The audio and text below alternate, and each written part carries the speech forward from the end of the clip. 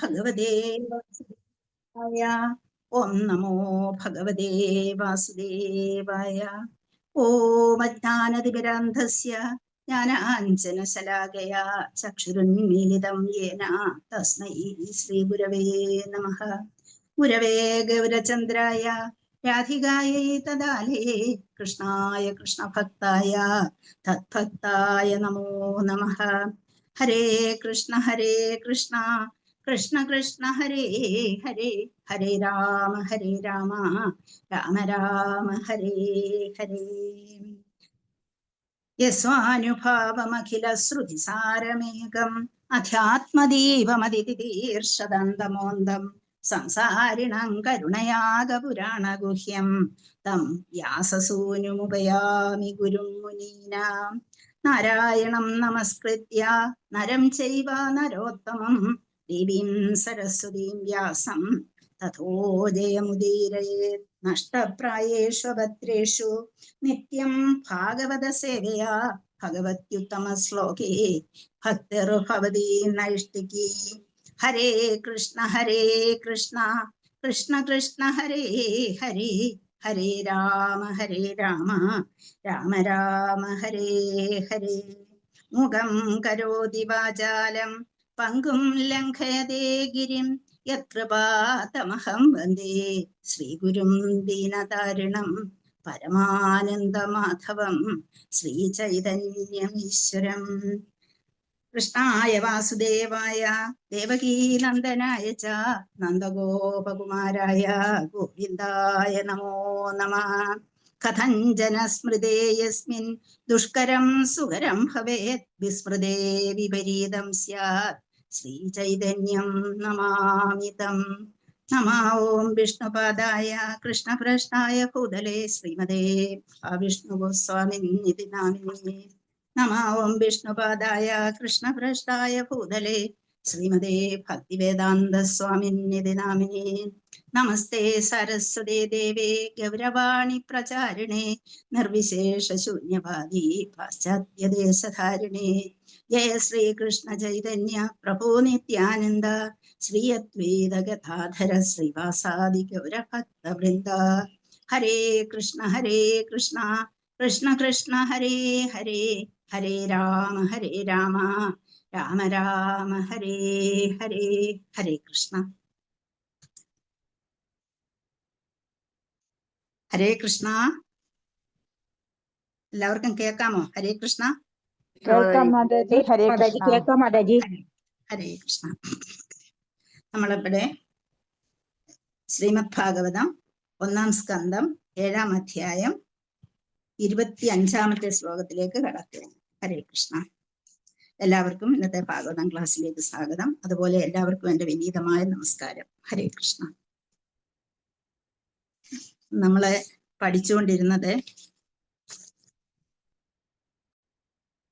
യഥാർത്ഥത്തിലെ പ്രാർത്ഥനയാണ് നമ്മൾ പഠിച്ചുകൊണ്ടിരിക്കുന്നത്. അപ്പൊ പ്രാർത്ഥന പല അവസരത്തിലും ഭാഗവതം എടുത്തു നോക്കിയാൽ ഒരുപാട് പ്രാർത്ഥനകൾ നമുക്ക് കാണാൻ കഴിയും. അങ്ങനെ ഈ അധ്യായം തന്നെ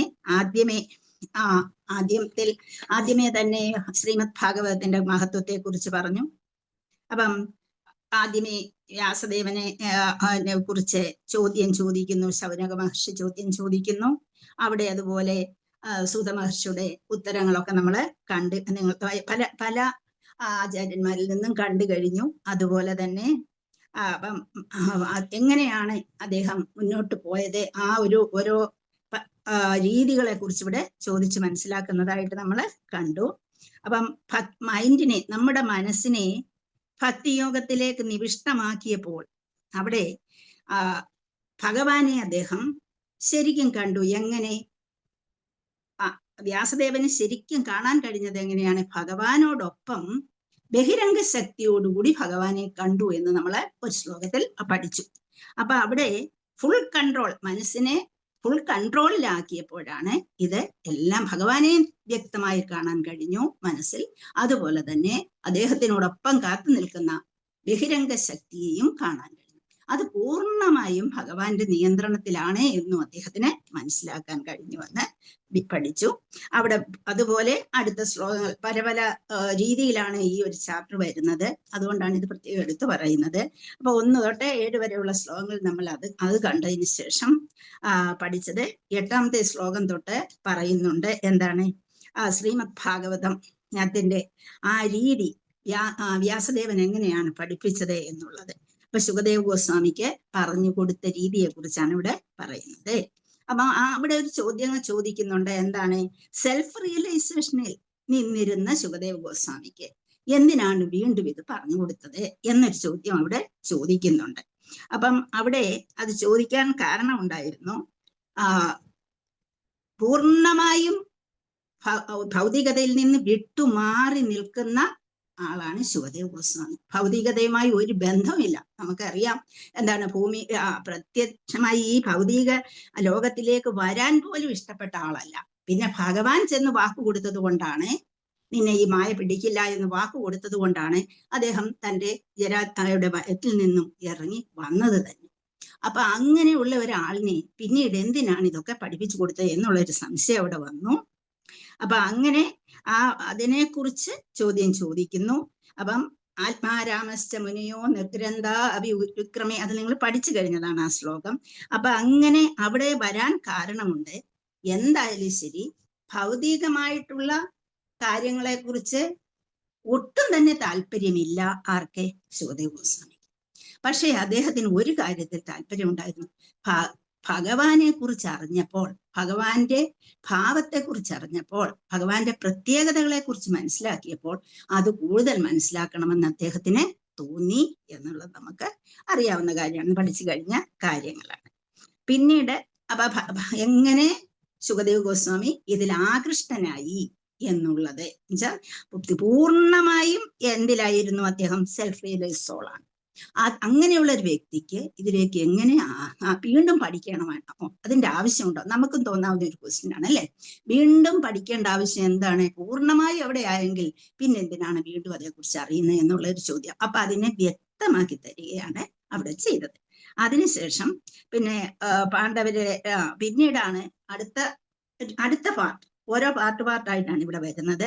അപ്പം 11ാമത്തെ ശ്ലോകത്തോടു കൂടി അത് പറഞ്ഞു കൊടുത്ത് മനസ്സിലാക്കി ആരാണ് ആത്മരാമന്മാരാരാണ്, ആത്മാരാമൻ എങ്ങനെയാണ് ഭഗവാനെ മനസ്സിലാക്കുന്നത്, മനസ്സിലാക്കിയതിൽ എന്തെങ്കിലും പോരാടിയുണ്ടോ, ഉണ്ടെങ്കിൽ അതെങ്ങനെ മാറ്റിയെടുക്കാൻ കഴിയും, ഇത് അവിടെ പറഞ്ഞു തന്നു കഴിഞ്ഞു. പിന്നെ 12 തൊട്ടുള്ള ശ്ലോകങ്ങളില് എന്താണ് നമ്മൾ കാണുന്നത്? ഇതിന്റെ പേര് തന്നെ ദ്രോണപുത്രൻ ശിക്ഷിക്കപ്പെടുന്നു എന്നുള്ളതാണ്. അപ്പൊ പാണ്ഡവരുടെ പുത്രരെ ഓർത്തുള്ള ദുഃഖം അതിനെക്കുറിച്ച് വിശദീകരിക്കുന്നത് കണ്ടു.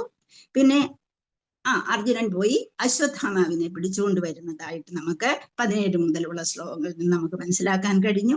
പിന്നെ അശ്വത്ഥാമനെ വധിക്കുന്നതിനെ കുറിച്ചുള്ള ആർഗ്യുമെന്റ്സ് നടക്കുന്നതാണ് ബാക്കിയുള്ള ഭാഗങ്ങൾ. അങ്ങനെ മറ്റ് ചാപ്റ്റേഴ്സിന് വ്യത്യസ്തമായി പല പല കാര്യങ്ങളെ ഉൾപ്പെടുത്തിക്കൊണ്ട്, എല്ലാത്തിലും അങ്ങനെ ഉണ്ട്, പല രീതിയിലുള്ള കാര്യങ്ങൾ ഉണ്ട്. എന്നിരുന്നാൽ തന്നെ ഇവിടെ ഒന്ന് കഴിഞ്ഞ് വേറൊന്നാണ് വരുന്നത്. അതാണ് ഇവിടുത്തെ പ്രത്യേകത.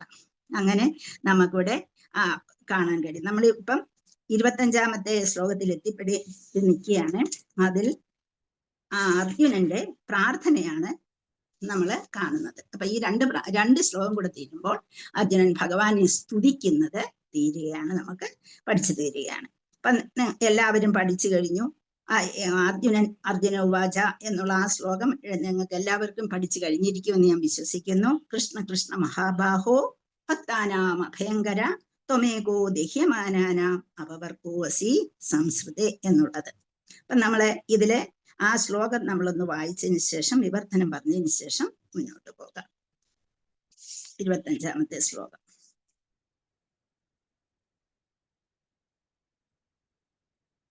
തഥായം ചാവതാരസ്തേ ഭുവോ ഭാരജിഹീർഷയ സ്വാനാം ച അനന്യഭാവാനാം അനുധ്യാനായ ചാസകൃത്. തഥായം ചാവതാരസ്തേ ഭുവോ ഭാരജിഹീർഷയ സ്വാനാം ചാനന്യഭാവാനാം അനുധ്യാനായ ചാസകൃത്. തഥായം ചാവതാരസ്തേ ഭുവോ ഭാരജിഹീർഷയ സ്വാനാം ച അനന്യഭാവാനാം അനുധ്യാനായ ച സകൃത്. തഥാ, അതിലെ വേർഡ്സ് നമുക്കൊന്ന് പരിചയപ്പെടാം. തഥാ അയം ച അവതാര അവതാരഃ അവതാരഃ തേ ഭുവഃ ഭാര ജിഹീർഷയ സ്വാന ച അനന്യഭാവാനാം അനുധ്യാനായ ച അസകൃത്. തഥ എന്ന് പറഞ്ഞാൽ അതിന്റെ അർത്ഥം നോക്കാം. ആ രീതിയിൽ എന്നുള്ള അർത്ഥമാണ്. തഥ അയം, അയം എന്ന് പറയുമ്പോൾ ഇത്. ച എപ്പോഴും എല്ലാ ശ്ലോകങ്ങളിലും വരുന്നതുകൊണ്ട് നമുക്കത് എല്ലാവർക്കും അറിയാം. ച എന്ന് പറഞ്ഞാൽ എന്നുള്ള അർത്ഥം. അവതാര, അവതാരമെടുക്കുക, ഭഗവാൻ മുകളിൽ നിന്ന് താഴേക്ക് വരിക, അവതാരമെടുത്ത് താഴേക്ക് വരിക, അവതാരം. തേ അങ്ങയുടെ, ഭുവഹ ഭൂമി എന്നതിൽ നമുക്കറിയാം.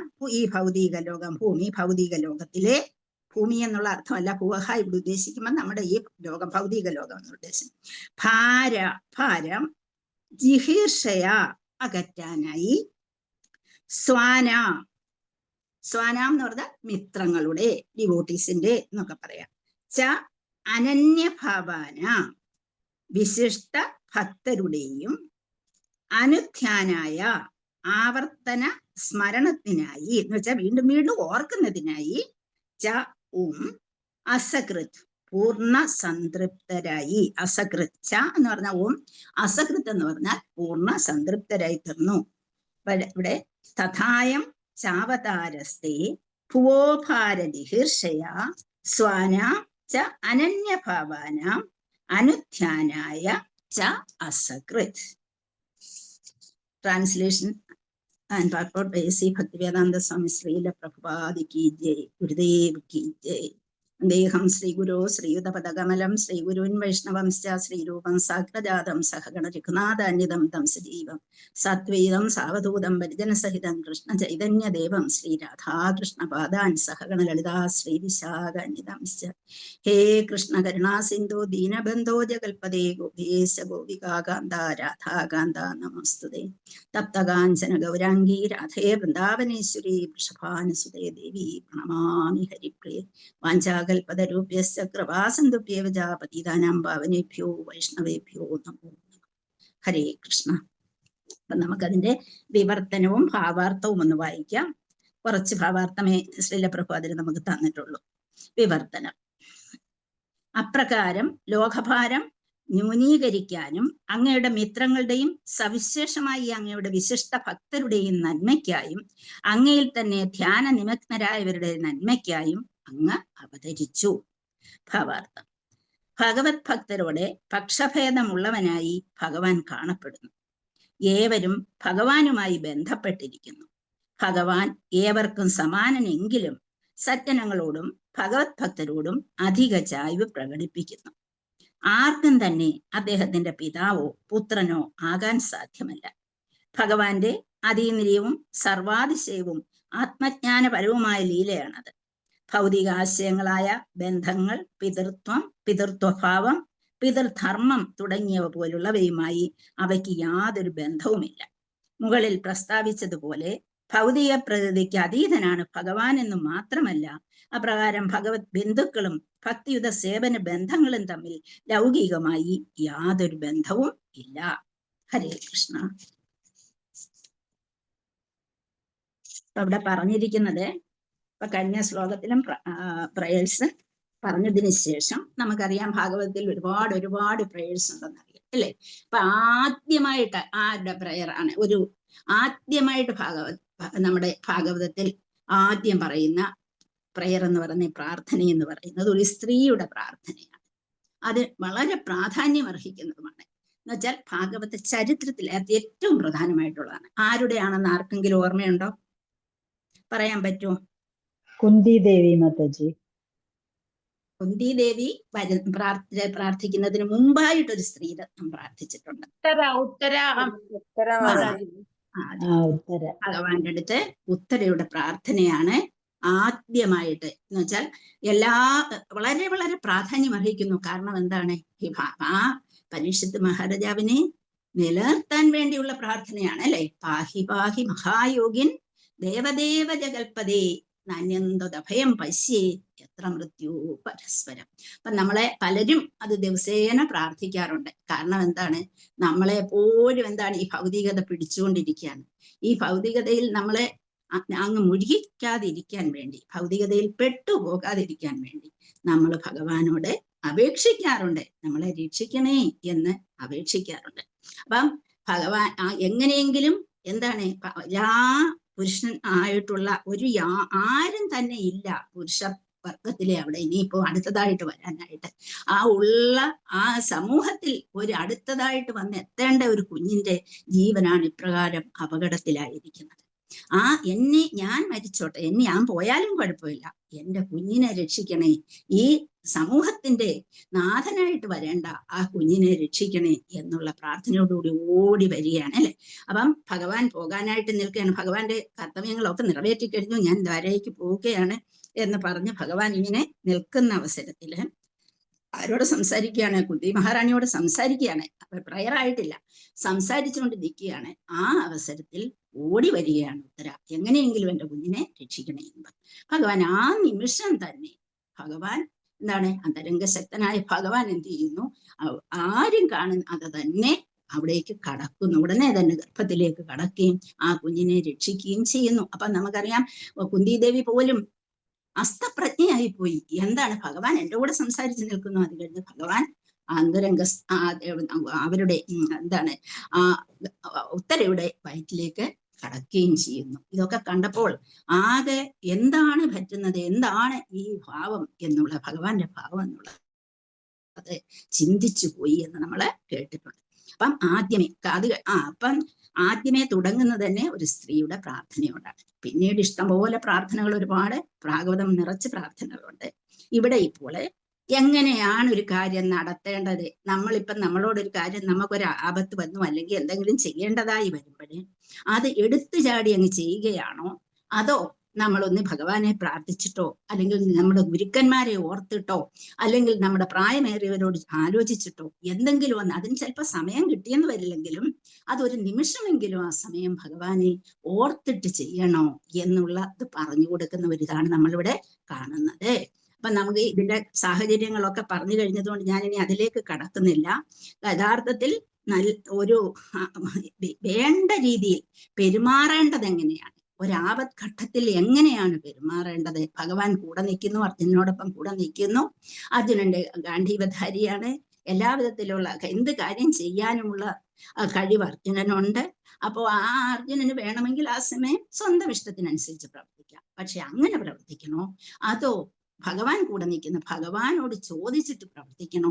ആ സാഹചര്യത്തെ എങ്ങനെയാണ് നേരിടേണ്ടത് എന്ന് പറഞ്ഞു തരുന്ന നമുക്ക് കൂടി നമ്മൾ എന്താണ് ചെയ്യേണ്ടത് എന്നിവിടെ നമ്മളെ പറഞ്ഞ് മനസ്സിലാക്കി തരുന്ന ശ്ലോകങ്ങളാണ് നമ്മളിവിടെ കണ്ടത്. അപ്പം ആ ഒരു രീതി ഈ ഭാഗവതത്തിൽ കൂടി നമ്മളിലേക്ക് പകർന്നു തരികയാണ്. അപ്പൊ ആ ശ്ലോകങ്ങളെല്ലാം നിങ്ങളെ പഠിച്ചു കഴിഞ്ഞു.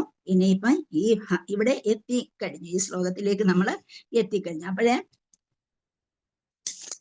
ശ്ലോകത്തിൽ പറയുന്നത് എന്താണെന്ന് നമുക്ക് നോക്കാം. അപ്രകാരം ലോകഭാരം ന്യൂനീകരിക്കാൻ എന്തിനാണ് ഭഗവാൻ ഇവിടെ വന്നത് എന്നൊക്കെയുള്ള കാര്യങ്ങളെ കുറിച്ച് ഇവിടെ ചർച്ച ചെയ്യുകയാണ്. അപ്പൊ കഴിഞ്ഞ ശ്ലോകത്തിൽ എന്താണ് പറഞ്ഞത്? സർവസൃഷ്ടികളിലും വ്യാപിച്ചിരിക്കുന്ന യഥാർത്ഥ പരമദിവ്യോത്തമ പുരുഷനും ഭൗതിക ശക്തിക്ക് അതീതനും അങ്ങാകുന്നു. അങ്ങയുടെ ആത്മീയ ശക്തിയെ മാർഗമാക്കി ഭൗതിക ശക്തിയുടെ പരിണാമങ്ങളെ അങ്ങ് ആട്ടിയകറ്റുന്നു.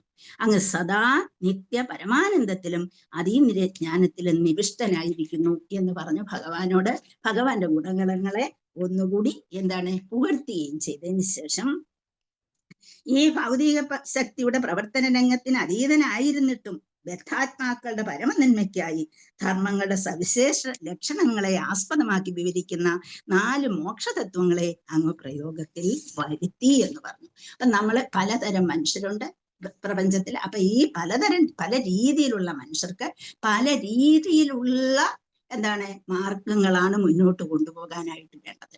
ഭഗവാൻ അതറിഞ്ഞുകൊണ്ട് തന്നെ നമുക്ക് വേദങ്ങളിലാണെങ്കിലും പുരാണങ്ങളിലാണെങ്കിലും പറഞ്ഞിരിക്കുന്ന അനുസരിച്ച് പലവിധ മാർഗങ്ങളെ, ധർമ്മ അർത്ഥ കാമ മോക്ഷങ്ങളെ, അതൊക്കെ കഴിഞ്ഞ ക്ലാസ്സിൽ എടുത്തതാണ്, നമുക്കത് പറയേണ്ട കാര്യമില്ല.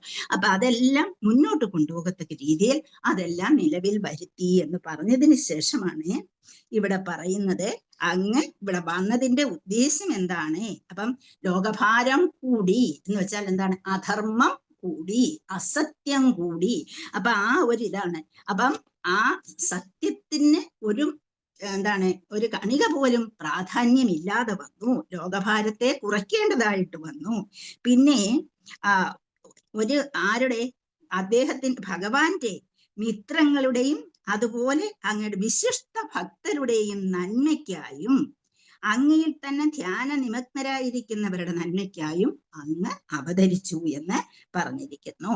അപ്പം ഇവിടെ പറയുന്നത് അങ്ങേ ലോകഭാരം കുറയ്ക്കാനാണ് അങ്ങ് വന്നതെന്ന് പറഞ്ഞിരിക്കുന്നു. പിന്നെ അങ്ങയുടെ മിത്രങ്ങൾക്ക് പ്രാധാന്യം കൊടുക്കാനാണ് വന്നിരിക്കുന്നതെന്ന് പറഞ്ഞു. പിന്നെ എന്താണ്? വിശിഷ്ട ഭക്തരുടെയും അതുപോലെ അവരുടെ നന്മയെ കൂടി ഓർത്താണ് ഇവിടെ വന്നിരിക്കുന്നത് എന്ന് പറയുന്നു. അതിനിവിടെ പറയുകയാണ് ചെയ്യുന്നത്. അപ്പൊ നമുക്കറിയാം, കുന്തിദേവിയുടെ പ്രാർത്ഥന എല്ലാവരും കേട്ടിട്ടുണ്ടാകും. അതിൽ പറയുന്നുണ്ട് എന്താണ്? അങ്ങ് ഇവിടെ ജാതനായത് ദൈവഭക്തിയുള്ള ആൾക്കാരെ രക്ഷിക്കുന്നതിനാണ്, അല്ലെങ്കിൽ എതിരാജാവിനെ സന്തോഷിപ്പിക്കുന്നതിന് വേണ്ടിയാണ് അങ്ങ് ഇവിടെ വന്നത് എന്നൊക്കെ പ്രാർത്ഥിക്കുന്നുണ്ട്. അപ്പം ഭഗവാൻ ഇവിടെ വന്നതിനെ കുറിച്ച് കുന്തിദേവി വിശദമായി പറയുന്നുണ്ട് കുന്തിദേവിയുടെ ശ്ലോകത്തിൽ. അപ്പൊ ഇവിടെ പറയുന്നത് എന്താണ്? ലോകഭാരത്തെ ന്യൂനീകരിക്കുക. എങ്ങനെയാണ് ലോകഭാരത്തെ? ലോകഭാരം എങ്ങനെ ഉണ്ടാകുന്നു? പ്രപഞ്ചത്തിൽ അധർമ്മം വളരുമ്പോൾ, അസത്യം വളരുമ്പോൾ ലോകഭാരം കൂടുന്നു. ഭൂമിദേവി അസ്വസ്ഥയാകുന്നു. കാരണം സത്യത്തിന് വിലയില്ലാതെ ആയിത്തീരുന്ന അവസരത്തിലാണ് ഭൂമിദേവി അസ്വസ്ഥയാകുന്നത്. അവർക്ക് പിടിച്ചു നിൽക്കാൻ കഴിയാത്ത ഒരവസ്ഥയിലാണ് ഭഗവാനെ പോയി കാണേണ്ടതായിട്ട് വരുന്നത്. അപ്പം ഭഗവാൻ സൂര്യനെ പോലെ നിത്യാജനാണെങ്കിലും അവിടെ സൂര്യൻ കിഴക്ക് ചക്രവാളത്തിൽ ആണ് രാവിലെ നമ്മൾ കാണുന്നത് എങ്കിലും അത് ആ ഭാഗത്തിന് മാത്രം സ്വന്തമല്ല, എല്ലാവർക്കും ഉള്ളതാണ്, അല്ലെ? അതുപോലെ ഈ ഭഗവാൻ അവിടെ ഗോലോകത്തിലുണ്ട് ഭഗവാൻ എന്ന് പറയുന്നു. ഗോലോക അത് കഴിഞ്ഞ് അതിനുശേഷം പറയുന്നു ഭഗവാൻ സൃഷ്ടിക്കായിട്ട് സൃഷ്ടി നടത്തി. അതിന്റെ പ്രാധാന്യത്തെ കുറിച്ചൊക്കെ നമ്മൾ പഠിച്ചു. അപ്പൊ ഇതേക്കുറിച്ചൊക്കെ പറയുമ്പോഴും ഭഗവാൻ എല്ലാവർക്കും വേണ്ടിയുള്ളതാണ് എന്നുള്ളത് നമ്മൾ മനസ്സിലാക്കിയിട്ടിരിക്കുന്നു. അപ്പൊ അതിനു വേണ്ടിയാണ് എല്ലാവർക്കും ഭഗവാന്റെ സാന്നിധ്യം ഉണ്ടാകണം, അല്ലെങ്കിൽ ഭഗവാന്റെ സഹായം ഉണ്ടാകണം. അങ്ങനെ ആ ലോകഭാരം കൂടുമ്പോൾ ആ ഒരു ലോകത്തിന്റെ സത്യസന്ധതയില്ലായ്മ, അധർമ്മത്തിന്റെ വിളയാട്ടം ഇത് കൂടി കഴിയുമ്പോൾ എന്താണ്? വളരെയധികം പ്രയാസം സാധാരണ ജനങ്ങൾക്ക് അനുഭവിക്കേണ്ടതായിട്ട് വരും. അപ്പൊ അതിൽ നിന്ന് ലോകത്തെ സംരക്ഷിക്കാൻ ഭഗവാൻ തന്നെ വന്നു എന്നുള്ളതാണ് അദ്ദേഹത്തിന്റെ കാരുണ്യമെന്ന് പറയുക. അപ്പൊ നമുക്കറിയാം, ഗോലോകം എന്ന് പറയുന്നത് എവിടെയാണ്? ആത്മീയ ലോകത്തിലാണ്. അപ്പൊ അവിടെ നിന്ന് ഭഗവാൻ അവതാരമെടുത്ത് ഭഗവാൻ ഇവിടെ വരുന്നു. എന്തിന്? നമ്മൾ സാധാരണ ആയിട്ടുള്ള ഭക്തന്മാരുടെ സംരക്ഷണാർത്ഥം അദ്ദേഹം ഇവിടെ വരികയാണ്. അപ്പം ഇത് ഗോകുലവും ഗോലോകവുമുണ്ട്. ഗോലോകം എന്ന് പറയുമ്പോൾ ആത്മീയ ലോകത്തിന്റെ ഏറ്റവും ഉന്നതമായ സ്ഥാനത്താണ് ഭഗവാൻ വിരാജിക്കുന്നതെങ്കിൽ അദ്ദേഹം ഈ ഗോകുലത്തിലേക്ക് എത്തി എന്നുള്ളതാണ് നമ്മൾ മനസ്സിലാക്കേണ്ടത്. അപ്പം ഗോകുലം എന്ന് പറയുന്നത് ഈ ഭൂമിയിലെത്തി, ഭൂമിയിൽ ജീവിച്ച് സാധാരണ മനുഷ്യരോടൊപ്പം തന്നെ കഴിഞ്ഞ് അദ്ദേഹം എന്താണ്? ആൾക്കാരെ സംരക്ഷിക്കാൻ വന്നു എന്നുള്ളതാണ് ഭഗവാന്റെ ഏറ്റവും ഉന്നതമായ പുണ്യമായ കാരുണ്യം എന്ന് പറയുന്നത്. അപ്പം നമ്മള് ഭവേസ്മിൻ ക്ലിശ്യമാനാനാം അവിദ്യാ കർമ്മഭിഹി ശ്രവണ സ്മരണാർഹനി കരിഷ്യന്നിധി കേചന എന്ന് ആര് പറയുന്നുണ്ട്? കുന്തിദേവി പറയുന്നുണ്ട്. എങ്ങനെയുള്ള ആൾക്കാരാണ്? അപ്പം ശ്രവണം, സ്മരണം ഇതൊക്കെ ചെയ്യുന്നവർക്ക്. അപ്പം 9 കാര്യങ്ങൾ കൂടി 9 രീതിയിൽ നമുക്ക് ഭഗവാനെ സാക്ഷാത്കരിക്കാൻ കഴിയുമെന്ന് നമുക്ക് എല്ലാവർക്കും അറിയാം. അപ്പൊ അത് ഏതൊക്കെയാണ് എന്നുള്ള ആർക്കെങ്കിലും അറിയാമല്ലോ? എല്ലാവർക്കും അറിയാമല്ലോ. എങ്ങനെയാണ് നമുക്ക് ഭഗവാന്റെ കാരുണ്യത്തിലേക്ക് എത്താൻ കഴിയുക, അത് ഭഗവാനെ മനസ്സിലാക്കാൻ കഴിയുക, അല്ലെങ്കിൽ ഭഗവാനിൽ എന്താണ് സ്നേഹം ഉണ്ടാക്കാൻ കഴിയുക, അല്ലെങ്കിൽ പ്രേമഭാവത്തോടുകൂടി ഭഗവാനെ മനസ്സിലാക്കാൻ കഴിയുക. ഭഗവാൻ രസവും രാസവുമുണ്ട്. രസം എന്ന് പറയുന്നത് ഭക്തൻ ഭഗവാനെ സേവിക്കുന്നത് രസത്തിൽ കൂടിയാണ്. അപ്പൊ രസം എന്ന് പറഞ്ഞാൽ എന്താണ്? ഏതെല്ലാം രസങ്ങൾ നമ്മൾ കേട്ടിട്ടുണ്ട്, നമുക്ക് എല്ലാവർക്കും അറിയാം. ഏതെല്ലാം രസഭാവത്തിൽ കൂടിയാണ് നമ്മൾ ഭഗവാനെ കാണുന്നത്. ഭഗവാനെ നമുക്ക് എന്തോ സഖ്യരസം, വാത്സല്യരസം,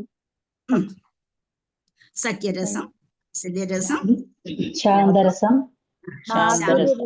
മാധുര്യരസം.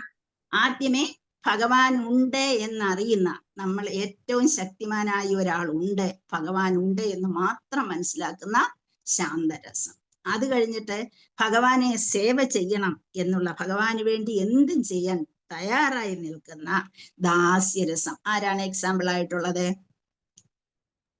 ഹനുമാൻ.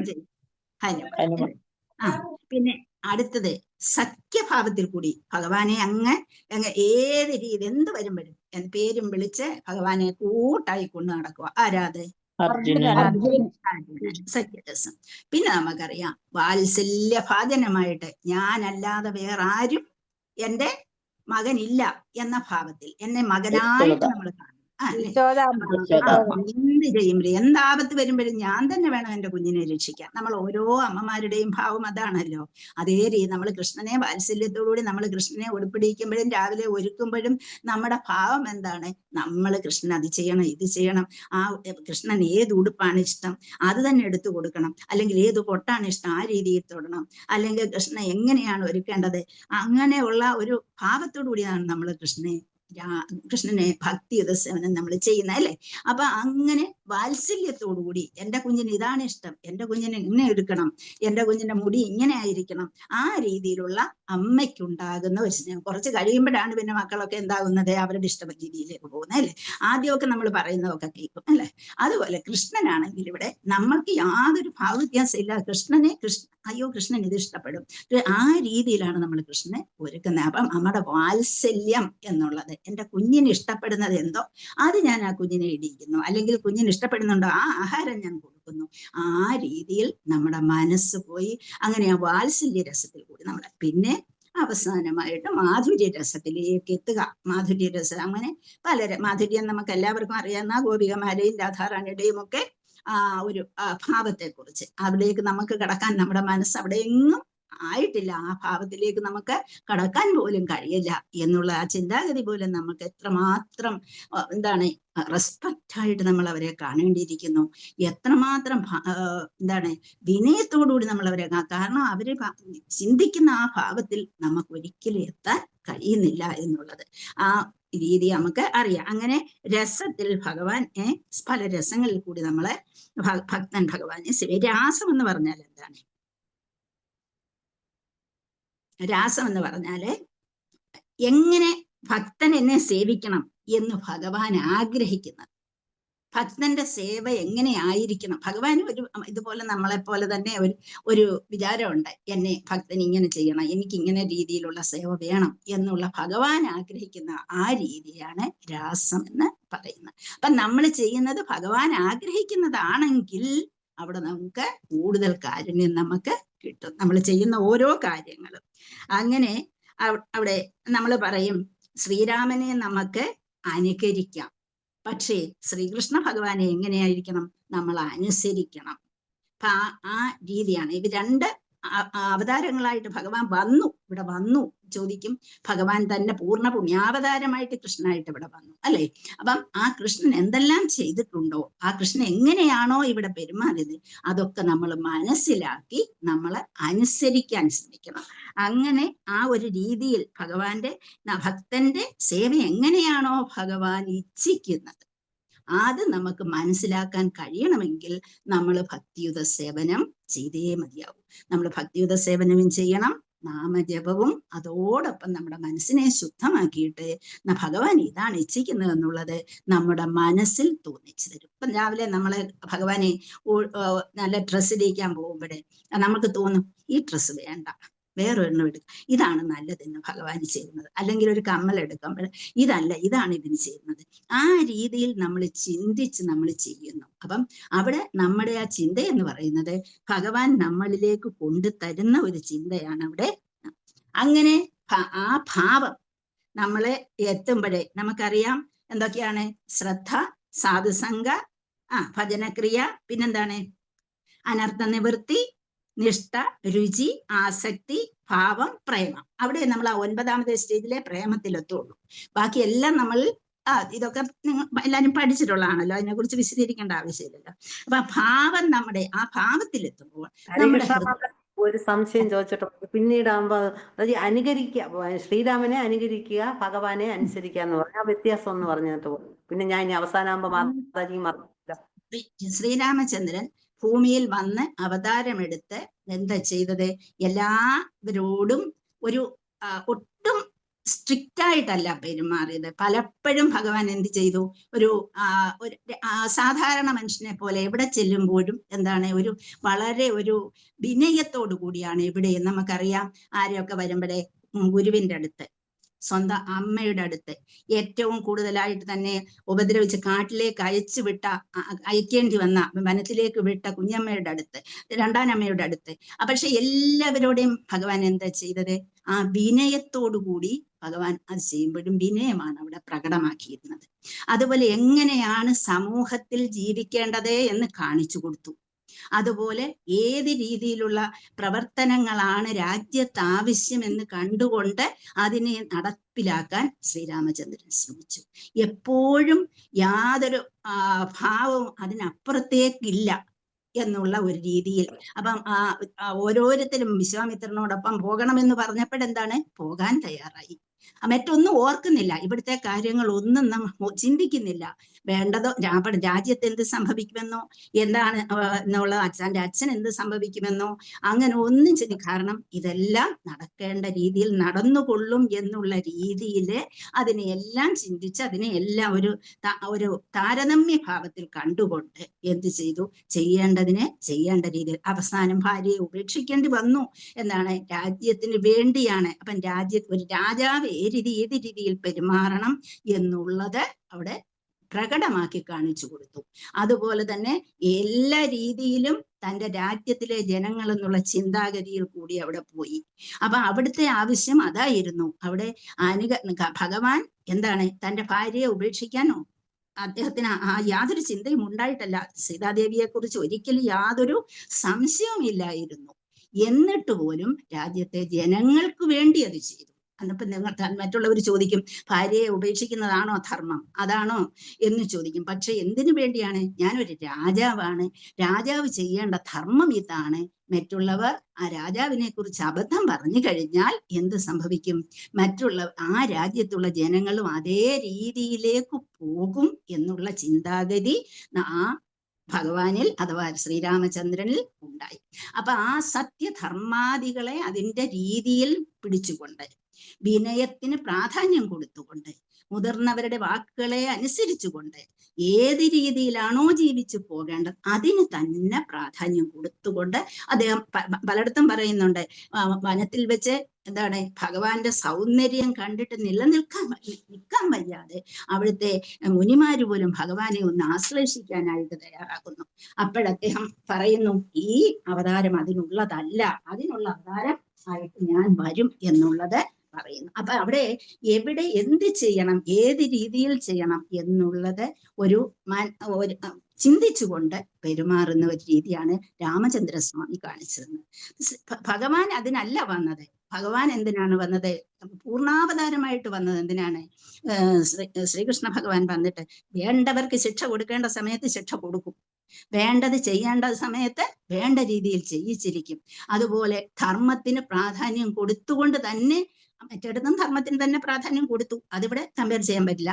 ധർമ്മത്തിന് പ്രാധാന്യം കൊടുത്തു തന്നെ വേണ്ടവരെ ശിക്ഷിക്കേണ്ടടുത്ത് വേണ്ടവരെ ശിക്ഷിക്കും. ഭക്തന്മാർക്ക് എന്ത് പ്രാധാന്യം കൊടുക്കണോ അതിന് പറഞ്ഞു. ഭക്തന്മാരെ ഞാൻ പറയുന്ന രീതിയിൽ ഭക്തന്മാര് പെരുമാറുന്നു, അല്ലെങ്കിൽ ഞാൻ പറയുന്ന രീതിയല്ല, ഞാൻ ഇച്ഛിക്കുന്ന രീതിയിൽ ഭക്തന്മാര് പെരുമാറുമ്പോൾ ആ ഭക്തന്മാരോട് കൂടുതൽ കാരുണ്യം കൂടുതൽ കാണിച്ചുകൊണ്ട് അപ്പൊ നമ്മൾക്ക് എപ്പോഴും ഭഗവാൻ എന്താണോ പറയുന്നത് അതിനെ അനുസരിക്കേണ്ടി വന്നു. ഭഗവാന്റെ ആ ഓരോ രീതികളെയും നമ്മൾ അനുസരിച്ചു കഴിഞ്ഞാൽ നമുക്ക് ആ ധർമ്മത്തിന് ഭഗവാന്റെ കാരുണ്യം നമ്മളിലേക്ക് ഒഴുകിയെത്തുകയാണ് ചെയ്യുന്നത്. എത്ര പേരെ ഭഗവാൻ വധിച്ചു, എത്ര പേരെ നമുക്കറിയാം. ആദ്യമായിട്ട് പൂതനയെ തുടങ്ങിയതാണ് വധിച്ച് എന്ന് വെച്ചാൽ എന്താണ്?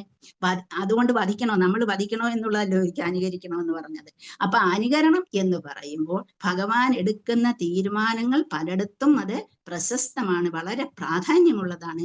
അപ്പൊ അതിനനുസരിച്ച് നമ്മൾ ഭഗവാൻ പറഞ്ഞിരിക്കുന്ന ധർമ്മത്തെ എങ്ങനെ രക്ഷിക്കണമെന്നുള്ളതനുസരിച്ച് നമ്മളും പോകണം. നമ്മളും മനസ്സിലാക്കണം ധർമ്മം ഇന്നതാണ്, ആ ധർമ്മത്തെ ഇന്ന രീതിയിൽ രക്ഷിക്കാൻ നമുക്ക് കഴിയണം എന്നുള്ള ഭാവം ആ അനുകരണമാണ് നമ്മളിൽ വേണ്ടത്. അല്ലാതെ ഭഗവാൻ ചെയ്തതുപോലൊക്കെ ചെയ്യാൻ ആർക്കും കഴിയുന്ന ഒരു കാര്യമല്ലല്ലോ. ഭഗവാൻ പറഞ്ഞിട്ടുള്ള കാര്യങ്ങളെ നമ്മൾ അനുസരണയോടുകൂടി കാണണം. അഥവാ ധർമ്മത്തെ നമ്മൾ മുറുകെ പിടിച്ചുകൊണ്ട് മുന്നോട്ട് പോകണം, സത്യസന്ധതയെ മുൻനിർത്തിക്കൊണ്ട് പോകണം. പക്ഷേ ചില സമയത്ത് പ്രപഞ്ചത്തിൽ ആവശ്യമായി വരുമ്പോൾ ശിക്ഷയും ദണ്ഡനവും ആവശ്യമായി വരും. അതും കൊടുക്കേണ്ടതായിട്ട് വരും വേണ്ടവർക്ക് എന്ന് ഭഗവാൻ കാണിച്ചു തന്നു എന്നുള്ളതാണ് അവിടെ അർത്ഥമാക്കുന്നത്. ഹരേ കൃഷ്ണ മാതാജി, മനസ്സിലായോ? മാതാജി ഹരേ കൃഷ്ണ, മനസ്സിലായി മാതാജി. ഹരേ കൃഷ്ണ. അതെ, മനസ്സിലായി. എനിക്ക് അനുകരണവും അനുസരണയും ഒരു സംശയം ഇപ്പൊ മാതാജി പറഞ്ഞോ, മനസ്സിലായി. എല്ലാവരും അപ്പം അത് നമുക്കൊരു ഇതായിട്ട് ചോദിക്കാം, അങ്ങനെ പറഞ്ഞിട്ടുണ്ടെങ്കിൽ ചോദിക്കാം, ഭഗവാൻ ഇങ്ങനെ ചെയ്തതൊക്കെ വധത്തെ ഒക്കെ അനുകരിക്കണോ എന്നുള്ള. അതുകൊണ്ടാണ് ഞാൻ എടുത്തു പറഞ്ഞത്. വധത്തെ അല്ല, അദ്ദേഹത്തിന്റെ ആ പ്രിൻസിപ്പിൾസ് അതാണോ.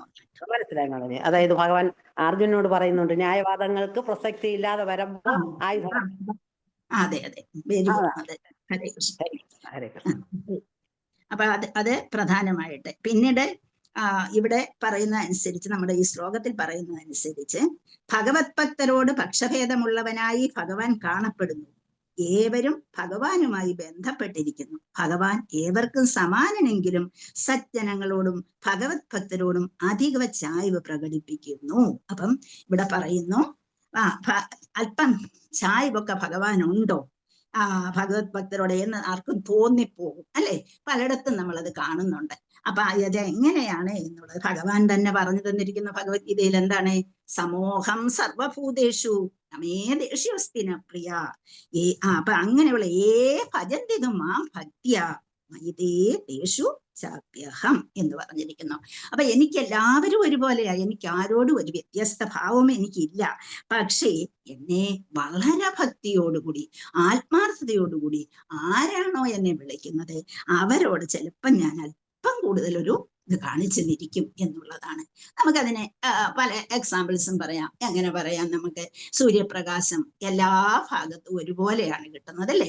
നമ്മളെ ആ സൂര്യപ്രകാശം നമ്മൾ വെളിയിലോട്ട് ഇറങ്ങി നിന്നാൽ നമ്മൾ സൂര്യപ്രകാശം ശരിക്കും നമുക്ക് വൈറ്റമിൻ ഡി ഇല്ല എന്ന് പറഞ്ഞ ഡോക്ടേഴ്സും ഗുളികയ്ക്ക് എഴുതുമ്പോഴേ നമ്മൾ സൂര്യപ്രകാശത്തിൽ സൂര്യപ്രകാശം കൊള്ളാൻ നമ്മൾ തയ്യാറാകുന്നില്ല. എന്ത് പറയും? നമ്മൾ ഒന്നുകിൽ നമ്മുടെ നിറം പോകുമെന്നോ, അല്ലെങ്കിൽ നമുക്ക് അത് പറ്റുമെന്നോ, തലവേദന എടുക്കുമെന്നോ, അല്ലെങ്കിൽ ശരീരവേദന എടുക്കുമെന്നോ, വിയർക്കുമെന്നോ ഒക്കെ പറഞ്ഞുകൊണ്ട് നമ്മൾ വെളിയിൽ ഇറങ്ങാൻ പോകില്ല. അപ്പൊ സൂര്യപ്രകാശം നമ്മൾ എന്ത് ചെയ്യും? നമ്മുടെ ടെറസ് ബിൽഡിങ്ങിനകത്ത് കുത്തിയിരിക്കുകയാണ്. അപ്പൊ നമുക്ക് എങ്ങനെയാണ് ആ സൂര്യപ്രകാശം നമുക്ക് കിട്ടുക? നമ്മൾ അവിടേക്ക് ഇറങ്ങി നിന്നെങ്കിലേ സൂര്യപ്രകാശം നമുക്ക് കിട്ടത്തുള്ളൂ. അതുപോലെ തന്നെ വലിയ മഴ പെയ്യുന്നു, മഴ വലിയ കുന്നുകളിൽ പെയ്തിട്ട് ആ വെള്ളം ഒഴുകി താഴേക്ക് വരികയാണ്. താഴേക്ക് വരുമ്പോഴേ താണ സ്ഥലത്ത് ശരിക്കും ആ വെള്ളം കെട്ടിക്കിടക്കുകയും കൂടുതൽ കെട്ടുകയും ചെയ്യും. ബാക്കിയുള്ള ഭാഗത്ത് വരുന്ന ജലം അങ്ങ് ഒഴുകി പോകും. നമുക്കറിയാം, നിങ്ങൾ പഠിച്ചിട്ടുള്ളവർക്ക്, ഗംഗാ നദിയെ കുറിച്ചൊക്കെ പഠിച്ചിട്ടുള്ളവർക്ക്, ഗംഗ ഇങ്ങനെ ഒഴുകി വരുന്നു അല്ലേ. അവിടെ ആ ബംഗാളിന്റെ ഭാഗത്ത് എത്തുമ്പോഴത്തേക്ക് അത് പല ട്രിബ്യൂട്ടറീസ് ആയിട്ട് പല ചാനൽസ് ആയിട്ട് ഒഴുകി, എവിടെ താണനിരത്തെ നീരോടു എന്ന് പറയുന്നത് പോലെ എല്ലാ ഭാഗങ്ങളിലേക്കും ഇങ്ങനെ ഒഴുകി പോകുന്നതായിട്ട് നമുക്ക് കാണാൻ കഴിയും. അപ്പൊ അങ്ങനെ ഒഴുകി പോകുമ്പോഴേ എന്താണ്, ഏറ്റവും താണ സ്ഥലത്തേക്ക് ജലം കൂടുതലായിട്ട് കിട്ടും എന്ന് പറഞ്ഞാൽ, അതുകൊണ്ട് വെള്ളത്തിന് എന്തെങ്കിലും പക്ഷപാതം ഉണ്ടോ? ഞാൻ ഇന്ന ഭാഗത്തൂടെ ഒഴുകത്തുള്ളൂ, ഇന്ന ഭാഗത്തൂടെ ഒഴുകത്തില്ല എന്ന് അങ്ങനെയൊന്നുമില്ല. പക്ഷേ അവിടുത്തെ എവിടേക്കാണോ താണനിലത്ത് അവിടേക്ക് ഒഴുകിയിരിക്കുന്നു എന്ന് പറയുന്നത് പോലെ എനിക്ക് എല്ലാവരോടും ഒരേപോലെയാണ് ഞാൻ പെരുമാറുന്നത്. സമൂഹം സർവഭൂതേഷു, ആരോടും എനിക്കൊരു വിരോധമില്ല. പക്ഷേ ഞാൻ എന്താണ് ചെയ്യുന്നത്? എന്നെ അല്പം കൂടുതലായിട്ട് ആരാണോ വിളിക്കുന്നത് അവരോട് ചിലപ്പോൾ ഞാൻ അല്പം കാരുണ്യം കാണിച്ചെന്നിരിക്കും. നമുക്കറിയാം ആരോടൊക്കെ കാരുണ്യം കാണിച്ചിട്ടു എന്നുള്ളതൊക്കെ നമുക്ക് അറിയാവുന്ന കാര്യമാണ് അല്ലേ. അപ്പൊ അതുകൊണ്ട് നമുക്ക് അതേക്കുറിച്ച് ഭൗതിക ക്ലേശങ്ങളിലെ അഗ്നിജ്വാലങ്ങൾ തപിക്കുന്നവരെ അവരുടെ പ്രാർത്ഥനയായിട്ട് ഫലമായിട്ട് അവരെ ഉയർത്തിക്കൊണ്ടുവരാൻ ഭഗവാൻ എന്തെല്ലാം ചെയ്തിട്ടുണ്ട്. അപ്പൊ സർവസൃഷ്ടിയിലും വ്യാപിച്ചിരിക്കുന്ന അങ്ങ് ഭൗതികതയ്ക്കെല്ലാം അതീതനാണ്. അങ്ങനെയുള്ള ആ ബദ്ധാത്മാക്കളുടെ നന്മയ്ക്കായി സവിശേഷമായ രീതിയിൽ അദ്ദേഹം കാരുണ്യം കാണിക്കാറുമുണ്ട്. അദ്ദേഹം താഴേക്ക് വന്നത് തന്നെ അതിനു വേണ്ടിയാണ് എന്ന് നമുക്ക് അറിയാവുന്ന കാര്യമാണ്. അപ്പൊ അതുകൊണ്ട് ലോകത്തിന്റെ അങ്ങ് താഴേക്ക് ഇവിടേക്ക് വന്നത് എന്തിനാണ്? ലോകത്തിന്റെ ബർഡൻ ഇല്ലാതാക്കുന്നത് ഇവിടേക്ക് വന്നത്. ഭോ ഭാരചികീർഷയ എന്നാണ് പറയുന്നത്. അപ്പൊ ആ ഭഗവാൻ ഇവിടേക്ക് വന്നു. വന്നിട്ട് എന്ത് ചെയ്യുന്നു?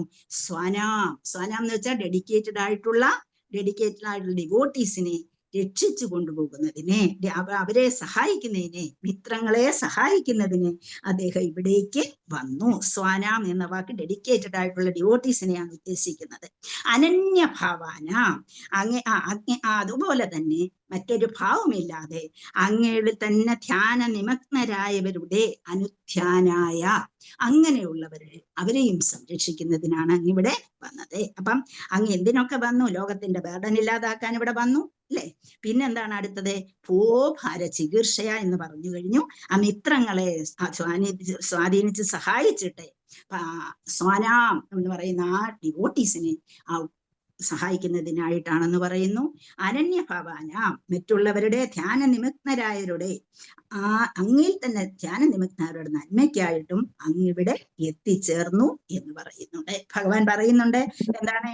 അഭിചേത് സുദുരാചാരോ ഭജതേമാം അനന്യഭാഗ് സാധുരേവ സമന്തവ്യ സമ്യക് വ്യവസിതോ ഹി സഹ എന്ന് പറയുന്നു. ഇനി ഒരു ദുരാചാരം ചെയ്തവനായ പോലും അവൻ എന്നെ വേണ്ട വിധം ഭജിക്കുകയാണ്, വേണ്ട വിധം എന്നെ വിളിക്കുകയാണെന്നുണ്ടെങ്കിൽ, വേണ്ട രീതിയിൽ അവൻ പെരുമാറുകയാണെന്നുണ്ടെങ്കിൽ തീർച്ചയായും അവനെ ഞാൻ സഹായിച്ചിരിക്കും, അവനെ ഞാൻ സാധുവായി കണ്ടിരിക്കും എന്ന് പറയുന്നുണ്ട്. അതിനെന്ത് ചെയ്യണമെന്നും ഭഗവാൻ പറഞ്ഞു തരുന്നുണ്ട്. എന്താണ്? യത് കരോഷി യദസ്നാസി യദ്യുഹോഷി ദദാസിയത് യത്തപസ്യസി കൗന്ദേയ തത്കുരുഷ്വമദർപ്പണം. അപ്പൊ എന്ത് നീ ചെയ്യുന്നു, എന്ത് നീ കൊടുക്കുന്നു, ദാനം ചെയ്യുന്നു, അല്ലെങ്കിൽ എന്ത് തപസ്സാണോ നീ ചെയ്യുന്നത്, ആ ചെയ്യുന്നതൊക്കെയും നീ എനിക്കായി അർപ്പിച്ചുകൊണ്ട് ചെയ്യൂ, നീ എന്നെ തന്നെ ഓർത്തുകൊണ്ട് ചെയ്യൂ. അതാണ് വേണ്ടത്. അങ്ങനെ ചെയ്യുമ്പോൾ ഇനി അഥവാ ഒരു ദുരാചാരം ചെയ്തു പോയെങ്കിലും അതിൽ നിന്ന് ഭഗവാൻ തീർച്ചയായും രക്ഷിക്കും എന്നുള്ളതാണ്. അപ്പം അധിക ചായ്വ് ഞാൻ നനച്ചോളാം. അത് അവിടെ കൂടെ ആർക്കും തന്നെ അദ്ദേഹത്തിന്റെ പിതാവോ പുത്രനോ ആകാൻ സാധ്യമല്ല. ഇനി നമ്മൾ ആരും വിചാരിച്ച പിതാവോ പുത്രനാകി തീരാൻ കഴിയയില്ല. ഭഗവാന്റെ കാരുണ്യം അവിടെ ഉണ്ടായിരിക്കണം എന്ന് പറയുന്നു. ഭഗവാന്റെ അതീന്ദ്രിയവും സർവാതിശയവും ആത്മജ്ഞാനപരവുമായ ലീലയാണ് അത്. അപ്പം ഭൗതികമായ ബന്ധങ്ങളെ പിതൃത്വം, പിതൃത്വഭാവം, പിതൃധർമ്മം തുടങ്ങിയ പോലുള്ളവയുമായി അവയ്ക്ക് യാതൊരു ബന്ധവുമില്ല. അപ്പം ഭഗവാന്റെ ഭക്തർ, ഭഗവാന് സ്വന്തമായിട്ടുള്ളത് ആരാണ്? ഭക്തരാണ് എന്നുള്ളത് നമ്മൾ മനസ്സിലാക്കേണ്ടിയിരിക്കുന്നു. അങ്ങനെ പിന്നീട് അതുപോലെ തന്നെ നേരത്തെ പറഞ്ഞിട്ടുണ്ട്, അപവർക്കോസി സംസ്കൃതി, അപവർക്കത്തിലേക്ക് നയിക്കുന്നത് ഭഗവാനാണ് എന്നുള്ളതും മനസ്സിലാക്കേണ്ടിയിരിക്കുന്നു. ഇപ്പൊ നമ്മൾ ഏതൊരു ഭക്തനാണെങ്കിലും നമുക്കതിന് എക്സാമ്പിൾ ആയിട്ട് പറയാം. എന്താണ്? ഒരു ദ്രൗപദി വിളിച്ച സമയത്ത്, ദ്രൗപദി ആത്മാർത്ഥതയോടുകൂടി വിളിച്ച സമയത്ത് ഒരു ചീര കഷ്ണമായിട്ട് ആ പാത്രത്തിൽ ഒട്ടി നിന്നു. അതുപോലെ വസ്ത്രം വേണ്ട സമയത്ത് വസ്ത്രം എത്തിച്ചു കൊടുക്കുന്നു അല്ലെ?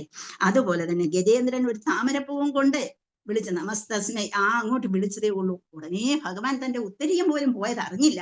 ഭഗവാൻ എന്ത് ചെയ്തു? ഇറങ്ങി വരികയാണ് ചെയ്തത്. അതുപോലെ സുദാമയുടെ ഒരു തുള്ളി കല്ലും മണ്ണും നിറഞ്ഞ അവല്, അതുപോലെ എത്ര ശബരിയുടെ കാട്ടുപഴം അല്ലെ, അതുപോലെ വിതുരപത്നിയുടെ പഴത്തൊലി, അതുപോലെ മിഥിലയിലെ ശ്രുതദേവ ബ്രാഹ്മണൻ അദ്ദേഹം കൊടുത്ത പുൽപ്പായിലിരിക്കാനാണ് പറഞ്ഞത്, ഒരു പുൽപ്പായും ഇട്ട് കൊടുത്തു. അതുപോലെ രാമചന്ദ്ര വെള്ളവും കുശപ്പുല്ലിന്റെ വെള്ളവും കൊടുത്തു. ഇതെല്ലാം ഭഗവാൻ അമൃത് പോലെ സ്വീകരിക്കുകയാണ് ചെയ്തത്. അപ്പം ഭക്തരുടെ ആ ആത്മാർത്ഥമായ വിളി, അതിനുവേണ്ടി ഭഗവാൻ ഏതറ്റവും വരെ പോകും എന്ന് നമുക്ക് കാണിച്ചു തരികയാണ്. ഹരേ കൃഷ്ണ. ഒരു ശ്ലോകം കൂടി എനിക്ക് എടുക്കാനുണ്ട്, അതുകൊണ്ട് ഞാൻ ഇതേക്കുറിച്ച് ഒരുപാട് പറയാനുള്ള ഒരു ശ്ലോകമായിരുന്നു. ശ്ലോകം നമ്പർ 26. കിമിതം സിത്കുതോ വേദി ദേവദേവനവേദം വേദമ്യഹം സർവതോ മുഖമായാതി തേജ പരമദാരുണം. കിം ഇദം സ്വിൽകുതോ വേദി ദേവദേവ ന വേദമ്യഹം സർവതോമുഖമായാതി തേജ പരമദാരുണം. അപ്പൊ 24ാമത്തെ ശ്ലോകത്തിൽ എന്താ പറയുന്നത്? വേർഡ്സ് ഒന്ന് ശ്രദ്ധിക്കൂ. 26 ശ്ലോകം നമ്പർ 26. കിം എന്ന് പറഞ്ഞാൽ എന്താണ് എന്നാണ്. കിം ഇതം ഇത്. സ്വിത് എന്ന് പറഞ്ഞാൽ വരുമോ എന്നുള്ള അർത്ഥമാണ്.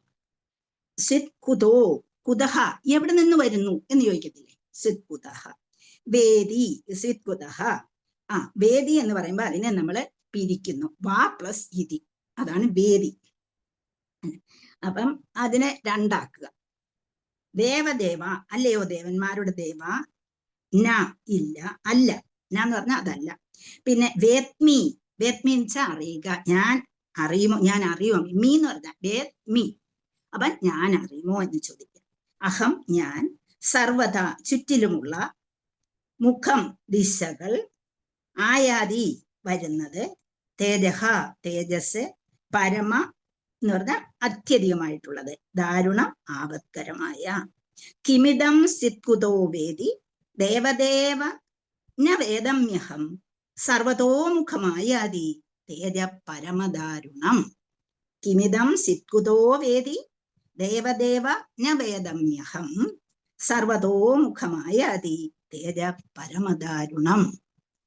അപ്പൊ ഇവിടെ വിവർത്തനം ഒന്ന് വായിക്കാം. അല്ലയോ ദേവാധിദേവ, എപ്രകാരമാണ് ഈ വിപത്കരമായ തേജസ് സർവ്വദിശകളിലും വ്യാപിക്കുന്നത്? എവിടെ നിന്നാണ് ഇത് നിസ്സരിക്കുന്നത്? എനിക്കിത് മനസ്സിലാകുന്നില്ല. അപ്പൊ അതിന്റെ ഭാവാർത്ഥം കൂടി ശ്രീല പ്രഭുവാദിക്ക് ജയ്. യഥോചിതമായ ആദരപൂർവമായ പ്രാർത്ഥനാവതരണത്തിന് ശേഷം മാത്രമേ എന്തും പരമദിവ്യോത്തമ പുരുഷന് സമക്ഷം അത് അവതരിപ്പിക്കാവൂ. അതാണ് വ്യവസ്ഥാപിതമായ നടപടി. ശ്രീ അർജുനൻ ഭഗവാന്റെ ഉറ്റമിത്രമായിരുന്നിട്ടും ഈ നടപടി പ്രകാരം സാമാന്യ ജനങ്ങൾക്ക് മാതൃകയായി തദനുസരണമായി പ്രവർത്തിക്കുന്നു. ഇവിടെ ഇത് വായിച്ചപ്പോഴാണ് ഞാൻ ഓർക്കുന്നത്, മാതാജി ചോദിച്ച ആ ചോദ്യത്തിന് ഒരുത്തരം കൂടി പറയുന്ന ഒരു പോയിന്റ് കൂടി നമുക്ക് പറയാൻ പറ്റും. ഭഗവാനെ വളരെ, അതിനൊരു കഥ തന്നെ ഉണ്ട്. ഗോലോകത്തിലേക്ക് ഇവരെ കൊണ്ടുപോകുന്നത്, രാമന് പകരം കൃഷ്ണനെ കൊണ്ടുപോകുന്നതായിട്ട് ഒരു ആചാര്യന്മാർ എഴുതിയൊരു കഥ ഉണ്ട്. അപ്പൊ ഇവിടെ എന്താണ്, ആ ഒരു എന്ത് ചെയ്യണോ അത് ചെയ്യാൻ ഒട്ടും വൈകാതെ ആ രീതിയിൽ അങ്ങ് എത്തുകാടി ചെയ്യുന്ന ഒരു കഥയുണ്ട്. അത് ഇപ്പൊ പറയാൻ സമയമില്ല. അങ്ങനെ ഇവിടെ അർജുനൻ പറയുകയാണ്, ഓരോവിധ കാര്യങ്ങളെ കുറിച്ച് എല്ലാം പ്രാർത്ഥിച്ചു കഴിഞ്ഞു. എല്ലാം പ്രാർത്ഥന കഴിഞ്ഞതിന് ശേഷമാണ് അദ്ദേഹം കാണുന്നത്. അപ്പൊ ഒരു എവിടെ നിന്നോ എന്ത് വരുന്നുണ്ട്, എവിടെ നിന്നാണോ ഈ തേജസ് വരുന്നത്, ആ തേജസ് കണ്ടപ്പോൾ അത് എല്ലാ ദിക്കിലേക്കും വ്യാപിക്കുന്നതായി കാണുന്നു. അപ്പൊ എവിടെ നിന്നാണ് ഇത് വരുന്നത് എന്ന് എനിക്ക് മനസ്സിലാകുന്നില്ല. ഇങ്ങനെ നേരിട്ട്, അല്ലെങ്കിൽ കൂട്ടുകാരനെ പോലെ നിൽക്കുകയാണ്, എപ്പോഴും കൃഷ്ണ കൃഷ്ണ എന്ന് പറഞ്ഞുകൊണ്ട് വിളിച്ചുകൊണ്ട് നടക്കുന്ന ആളാണ് അല്ലെ, ഏത് സമയത്തും തോളി കൈയിട്ട് നടക്കുന്ന ആളാ. അപ്പൊ എന്തുകൊണ്ട് ചോദിക്കാം, കൃഷ്ണ ഇത് എവിടുന്നാ ഇത് വരുന്നത്, ഈ തേജസ് എവിടുന്നാ വരുന്നത് എന്നങ്ങ് ചോദിച്ചാൽ മതി അല്ലേ. അല്ലാതെ അതിനു വേണ്ടിയിട്ട് ഇതൊക്കെ പറയേണ്ട കാര്യമുണ്ടോ എന്ന് നമുക്ക് തോന്നും. കൂട്ടുകാരോട് അങ്ങനെയല്ലേ പക്ഷെ അങ്ങനെയല്ല വേണ്ടത്. വേണ്ട രീതിയിൽ വേണ്ടത് അങ്ങനെ തന്നെ വേണമെന്ന് കാണിച്ചു കൊടുക്കുകയാണ് ഇവിടെ ചെയ്യുന്നത്. അപ്പം ഇവിടെ അതിനുശേഷം ഈ പ്രാർത്ഥന നടത്തിയതിന് ശേഷമാണ് യഥോചിതമായ ആദരപൂർവമായ പ്രാർത്ഥന അവതരിപ്പിച്ചതിന് ശേഷം മാത്രമേ കൂടെ നിൽക്കുന്നത് ആരാണ്, പരമദിവ്യോത്തമ പുരുഷനാണ് എന്ന് മനസ്സിലാക്കിക്കൊണ്ട് ആ ചോദ്യം അവതരിപ്പിക്കുന്നുള്ളൂ എന്നുള്ളത് നമ്മളിവിടെ മനസ്സിലാക്കേണ്ടിയിരിക്കുന്നു. അപ്പം കൃഷ്ണൻ എന്ന് പറയുന്നത് കളിക്ക് പ്രാധാന്യം കൊടുക്കുന്ന ആളാണ്, ലീലകൾക്ക് പ്രാധാന്യം കൊടുക്കാന്ന്. കൃഷ്ണൻ ചെയ്തതെല്ലാം ലീലകളാണ്, അല്ലാതെ യഥാർത്ഥത്തിൽ കാര്യമെന്ന് പറയുന്നില്ല. എവിടെയും എന്ത് പ്രവർത്തിക്കുമ്പോഴും അതിനെ നമ്മൾ ലീലയായിട്ടാണ് കാണുന്നത്. അപ്പൊ പക്ഷേ നിൽക്കുന്നത് ആരാണ് എന്ന് ഈ പറയുന്ന ആളിനറിയാം ഇല്ലേ. അപ്പം ഭഗവാൻ ചെയ്യുന്നത് എന്തും ലീലയാണ് എങ്കിലും ആ ചോദ്യം ചോദിക്കുന്ന ആളിനെ ആരോടാണ് ചോദിക്കുന്നത് എന്നുള്ളത് അറിയാം.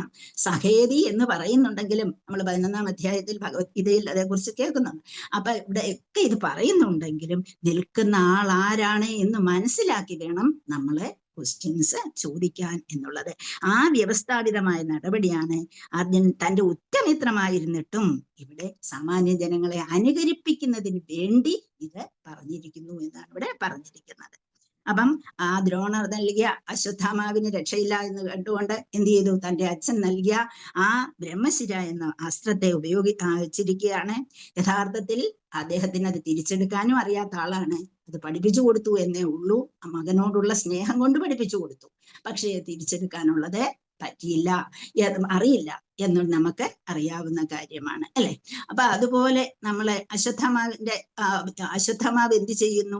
ഇതെല്ലാം ചെയ്തിട്ട് അവന് ഭയം കൊണ്ട് നിൽക്കാൻ വയ്യ. എന്ത് ഇപ്പൊ അർജുനനും കൃഷ്ണനും കൂടിയാണ് വരുന്നത്, എന്തും സംഭവിക്കാം.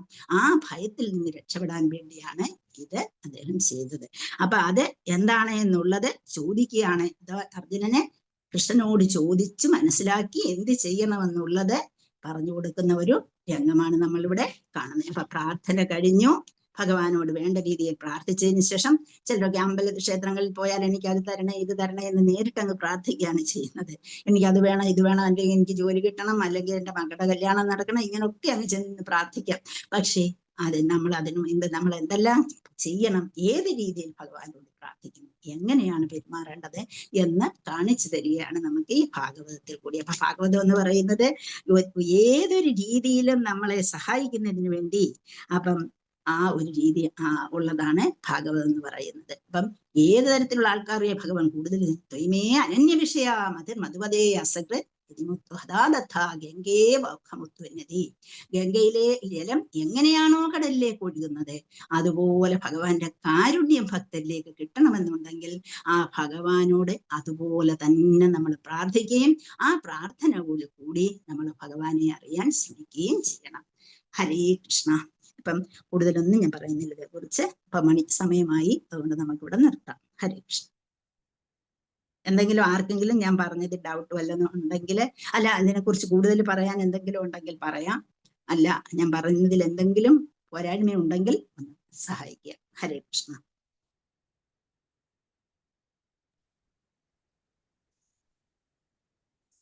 ഹരേ Krishna. Thank you Mataji. Hare Krishna. Hare Krishna. Hare Krishna Mataji. Thank you Mataji. പ്രണാം. ഹരേ കൃഷ്ണ മാതാജി. നല്ല ക്ലാസ് ആയിരുന്നു Mataji. Thank you, thank you. Hare Krishna. Hare Hare Krishna. Krishna Mataji. Hare Krishna. നന്നായിട്ടുണ്ടായിരുന്നു ക്ലാസ്, നന്നായിട്ടുണ്ടായിരുന്നു മാതാജി. നല്ല ക്ലാസ് ആയിരുന്നു. Thank you Mataji. Hare thank you. Krishna. Hare Krishna Mataji. Thank you. Hare Krishna. Hare Krishna Mataji. ഞാൻ ഒരു കാര്യം നമുക്ക് അറിയാന്നുള്ളത് തന്നെ ഒന്ന് പറഞ്ഞോട്ടെ. അത് പറയാനൊരു സന്തോഷം കൊണ്ട് പറയണം. നമ്മൾ ഭഗവാൻ ഇങ്ങനെ ഉത്തരീയം വീണത് പോലും അറിയാതെ ഇറങ്ങുന്നെന്ന് പറയുന്നല്ലോ മാതാജി. അത് അങ്ങനെയാണ്. പക്ഷെ അതായത് ഒരു പുൽക്കൊടി ചലിക്കുന്നത് പോലും ഭഗവാൻ മുൻകൂട്ടി നിശ്ചയിച്ച പ്രകാരം എന്ന് പറയുന്നുണ്ടല്ലോ. അതിന് ഒരു ഉദാഹരണമാണ് ഭഗവാൻ ഈ ഉത്തരീയം അവിടെ നമ്മൾ എല്ലാവരും എങ്ങനെ വായിച്ചിരിക്കണം. ഞാൻ വേറെ എവിടെയോ കേട്ടിട്ടുണ്ട്.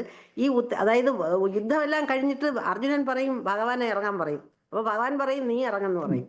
അപ്പൊ അത് നമുക്കറിയാമല്ലോ. അവസാനം എല്ലാ ആയുധങ്ങളും ഭഗവാന്റെ രഥത്തിന് ചുറ്റും നിന്ന അർജുനനും ഭഗവാനും ഇരുന്ന രഥത്തിന് ചുറ്റും നിന്ന ആയുധങ്ങളെല്ലാം കൊണ്ട് അതങ്ങ് നശിക്കുന്നു. ഭഗവാന്റെ ഉത്തരീയം അവിടെ ഇട്ടില്ലായിരുന്നെങ്കിൽ ആദ്യം അത് സംഭവിക്കും. മനസ്സിലായോ മാതാജി? അങ്ങനെ ഒരു കഥ ഞാൻ കേട്ടിട്ടുണ്ട്. ശരി. പിന്നെ ഒരു കാര്യമുണ്ട് മാതാജി, നമ്മൾ മനസ്സിലാക്കുന്നത് പല രീതിയിൽ മനസ്സിലാക്കി. സാധാരണ രീതിയിൽ നമ്മുടെ ഇന്ദ്രിയങ്ങള് പൂർണ്ണമല്ല, അല്ലേ? അപ്പൊ നമ്മൾ പലപ്പോഴും എന്താണ്, നമ്മൾ മായയിൽ പെട്ടുപോകും, നമ്മൾ അങ്ങ് ഇല്യൂഷനിലായി പോകും, അല്ലെ? ഇല്യൂഷനിലാകുന്നതിനാൽ പലപ്പോഴും നമുക്ക് പലതും മനസ്സിലാക്കാൻ കഴിയാതെ നമുക്ക് അപ്പൊ നമ്മൾ ആ മായപ്പെടുമ്പോൾ നമുക്ക് പലതും മനസ്സിലാക്കാനേ പറ്റുന്നില്ല. അപ്പൊ നമ്മൾ പലപ്പോഴും ചെയ്യുന്നത് ചിലപ്പോഴൊക്കെ തെറ്റായിട്ട് വരും. പക്ഷെ ഭഗവാൻ ചെയ്യുന്നത് അങ്ങനെയല്ല. നമ്മൾ മായയിൽപ്പെടുന്നത് കൊണ്ട് നമ്മൾ ചെയ്യുന്നത് പലപ്പോഴും തെറ്റിപ്പോകാനുള്ള സാധ്യതയുണ്ട്. അപ്പോൾ നമ്മൾ എന്ത് ചെയ്യും? തെറ്റ് പറ്റിയിട്ട് കഴിഞ്ഞാൽ നമ്മൾ അത് അംഗീകരിച്ചു കൊടുക്കത്തില്ല. നമ്മൾ എന്താ പറയും, അയ്യോ ഞാൻ അതുകൊണ്ടാണ് ഇത് ചെയ്തത്, ഞാൻ അവിടെ അല്ലെങ്കിൽ ഞാൻ അവിടെ പോയത് കൊണ്ടാണ് ചെയ്തത്, അല്ലെങ്കിൽ ആ ആൾ എന്നെ സഹായിച്ചില്ല അതുകൊണ്ടാണ് ഇങ്ങനെ ചെയ്തത്. നമ്മൾ അതിനൊക്കെ ചില കാര്യങ്ങളൊക്കെ കണ്ടുപിടിക്കാൻ, അതിന് കാരണങ്ങളൊക്കെ കണ്ടുപിടിക്കാൻ നമ്മുടെ മനസ്സ് ഭയങ്കര കണ്ണിങ്. അപ്പൊ അങ്ങനെ അത് ശ്രദ്ധിക്കും. അപ്പൊ നമുക്ക് ഇംപെർഫെക്റ്റ് ആയിട്ടുള്ള ഇന്ദ്രിയങ്ങളാണ് നമുക്കുള്ളത്. നമ്മൾ ഇല്യൂഷനിൽ പെടാറുണ്ട്, നമ്മൾ തെറ്റ് ചെയ്യാറുണ്ട്, നമ്മളത് മറയ്ക്കാൻ നോക്കാറുണ്ട്. പക്ഷെ ഇതൊന്നും ഭഗവാനെ സംബന്ധിച്ചില്ല. ചെയ്യുന്നതായിട്ട് തന്നെ. അതാണ് സഹായിക്കണം എന്ന് വെച്ചാൽ സഹായം. അതാണ് അവിടെ വേറൊന്നുമില്ല. ഹരേ കൃഷ്ണ. ഓക്കെ മാതാജി. ഹരേ കൃഷ്ണ. ഞാൻ ആദ്യം ക്ലാസ് കേട്ടില്ല മാതാജിയുടെ, കുറച്ചേ കേൾക്കാൻ പറ്റുള്ളൂ. ഓക്കെ മാതാജി, നന്നായിട്ട് കേട്ട് മനസ്സിലായി. അത് പറയുന്നൊക്കെ. ഞാനിങ്ങനെ ഇത് പറഞ്ഞത് ഭഗവാന്റെ പ്രവൃത്തികൾക്ക് താങ്ക് യു ഫലം. Mataji, thank you, Hare thank you Krishna Mataji. Mataji, Hare Krishna. Okay Maji, Hare Krishna. Close ചെയ്യട്ടെ മാജി. ക്ലോസ് ചെയ്തു. വാഞ്ചാതൽപതരുഭ്യഃ കൃപാ സിന്ധുഭ്യഃ ച പതിതാനാം പാവനേഭ്യോ വൈഷ്ണവേഭ്യോ നമോ നമഃ. ഹരേ കൃഷ്ണ. ഹരേ കൃഷ്ണ. വളരെ നന്ദി മാജി, വളരെ മനോഹരമായ ക്ലാസ്. Thank you Maji. പ്രണാം. ഹരേ കൃഷ്ണ മാതാജി, ഹരേ കൃഷ്ണ, ഹരേ ഹരേ കൃഷ്ണ മാതാജി, ഹരേ കൃഷ്ണ. ഹരേ കൃഷ്ണ.